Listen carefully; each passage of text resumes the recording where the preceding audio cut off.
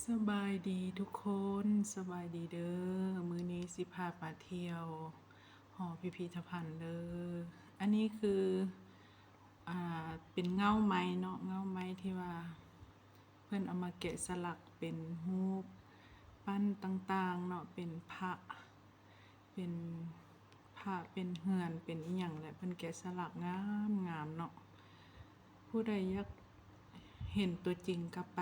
ที่หอพิพิธภัณฑ์ไดเดอร์นี่ตัวนี้งามเป็นปั้นเป็นองค์พระใหญ่เนาะนี่เป็นแกะสลักงามอีหลีได้ทุกคนไปเที่ยวเด้อหอพิพิธภัณฑ์เนาะหอพิพิธภัณฑ์ลาวศิลปะลาวทางไปก็บ่ยากเนาะไปทางงอนไปทางขวาทางงอนนั่นแหละแต่ว่าบ่ทันฮอดขวาเนาะมันจะอยู่เบื้องขวามือพระเจ้าก็สิมีป้ายบอกงามอีหลีได้ทุกคนไปแล้วติดอกติดใจเนาะหอพิพิธภัณฑ์สีไม้ลายมือเก่งยอดเยี่ยมสุดยอดเนาะโอ้ยงามแท้งามว่ากล้องค่อยก็สิบ่แจ้งปานใดเนาะเป็นมัวเพราะว่าเขาเจ้าก็เปิดไฟแดนะงามนี่เป็นรูป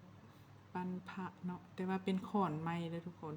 ขอนไม้ธรรมดานี่แหละแต่ว่าเพิ่นมาแกะสลักเนาะเป็นรูปปั้นนั่นรูปนี่เป็นพระพุทธรูปเป็นหลายอันหลายแนวเนี่ยนี่เป็นพระองค์ใหญ่เนาะพระปางห้ามญาติอันนี้นะงามพุ่นน่ะกว้างเลยทุกคนมีหมดทุกอันทุกแนวสาใจก็จะท้ายหมดทุกอันให้เบิ่งเนาะแต่ว่ามันเป็นไปบ่ได้เนาะมันกว้างอีหลีกว้างแล้วก็หลายเนาะนี่เป็นสร้างเป็นรูปพระพุทธรูปอีหยังต่างๆหั่นนะงามกว้างแท้กว้างว่านะทุกคนเข้าไปไหนนี่ก็งามเนาะตาสะอ่อน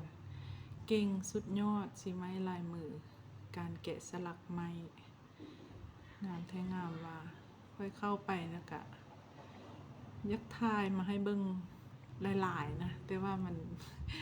บางอันก็บ่ได้ทายเนาะเพราะว่ามันกว้างขนาดเนาะเฮาสิไปใช้เวลาทายหมดบางเทื่อมันก็บ่ทายบ่ร่อนตัวนี้นะแฮงงามเบิ่งตัวจริงนะ